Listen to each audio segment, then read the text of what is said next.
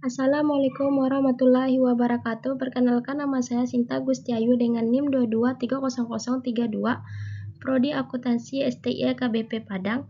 Baiklah, di sini saya akan mempresentasikan atau menjelaskan sebuah artikel untuk memenuhi tugas seminar akuntansi keuangan dengan tema Accounting Konservatisme. Dengan artikel saya yaitu Konservatisme, Risiko Iklim dan Akuntansi Tingkat Perusahaan Bukti Internasional.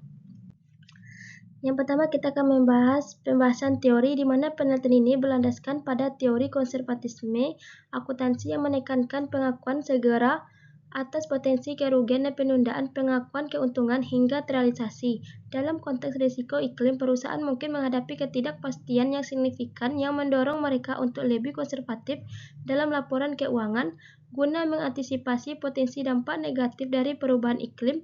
Legitimasi perusahaan menghadapi tekanan dari investor, konsumen, dan regulator agar lebih bertanggung jawab terhadap lingkungan. Konservatisme dipandang sebagai cara mempertahankan legitimasi sosial perusahaan dalam menghadapi tuntunan keberlanjutan.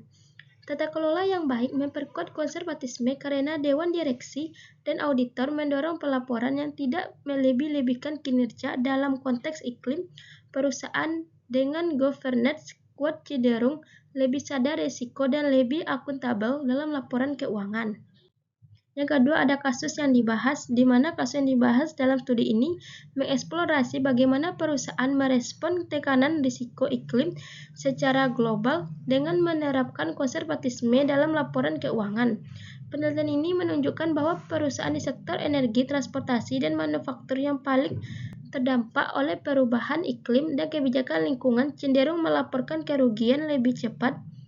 Menguji apakah perusahaan yang menghadapi risiko iklim lebih besar cenderung melaporkan secara konservatif.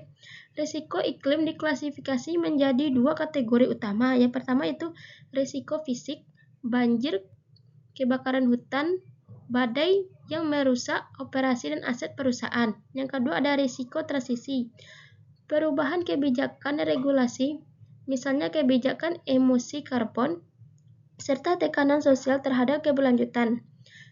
Yaitu ada studi ini juga melihat apakah perbedaan sistem hukum, common law, civil law, dan momentum seperti Perjanjian Paris 2015 mempengaruhi hubungan ini. Yang ketiga ada objek penelitian atau sampel penelitian, di mana jumlah negara ada 46 negara dengan sistem hukum dan ekonomi yang beragam. Yang kedua ada periode waktu dari 2002 sampai 2021. Yang sampelnya mencakup berbagai sektor industri, terutama yang memiliki eksposur tinggi terhadap risiko iklim seperti energi, transportasi, dan manufaktur. Ada variabel utamanya, data risiko iklim dari ESG rating, eksposur industri, lokasi geografis, dan sistem hukum negara asal perusahaan.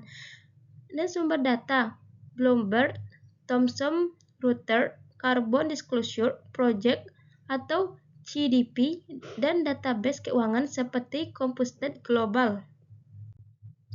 Yang keempat ada teknik analisis data, di mana memiliki 4.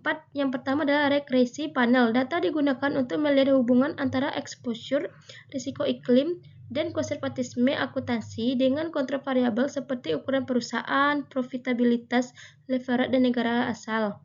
Yang kedua ada model BASU pada tahun 1997 menggunakan regresi laba terhadap return saham dan Dominus Buruk mengukur seberapa besar laba merespon berita negatif dibandingkan berita positif. Yang ketiga ada two-stack less score atau 2SLS untuk mengatasi endogenitas antara konservatisme dan risiko iklim. Contohnya instrumen indeks regulasi iklim dan intensitas industri. Yang ketiga ada difference indifference atau DID. Jika ada perubahan kebijakan iklim besar di suatu negara, misalnya ratifikasi Perjanjian Paris membandingkan perusahaan sebelum dan sesudah kebijakan dengan kelompok kontrol. Yang kelima ada hasil penelitian.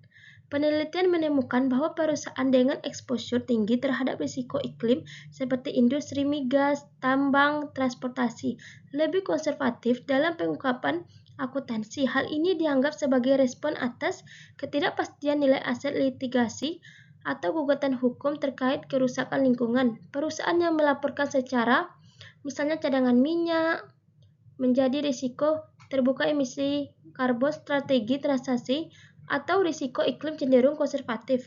Sebagai bentuk sinyal positif ke investor, manajemen tanggapan terhadap risiko sistemik, negara dengan kebijakan iklim ketat, pajak karbon, memiliki perusahaan yang lebih cepat mengakui potensi kerugian atau biaya lingkungan.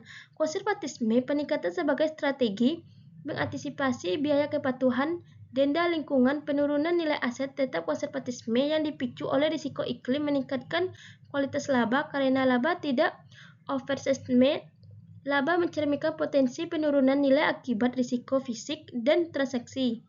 Investor lebih menghargai laporan yang konservatif di tengah isu iklim. Industri energi, manufaktur berat, dan agrikultur memiliki tingkat konservatisme tinggi dalam menghadapi risiko iklim.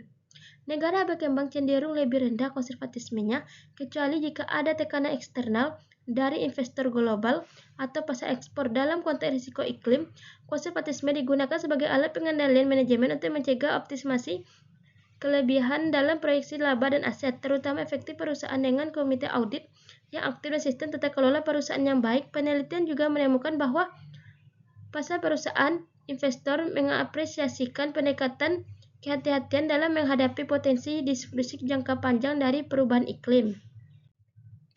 Baiklah, itu dari artikel saya. Semoga bermanfaat. Saya tutupi dengan wabillahi taufiq wal hidayah. Assalamualaikum warahmatullahi wabarakatuh.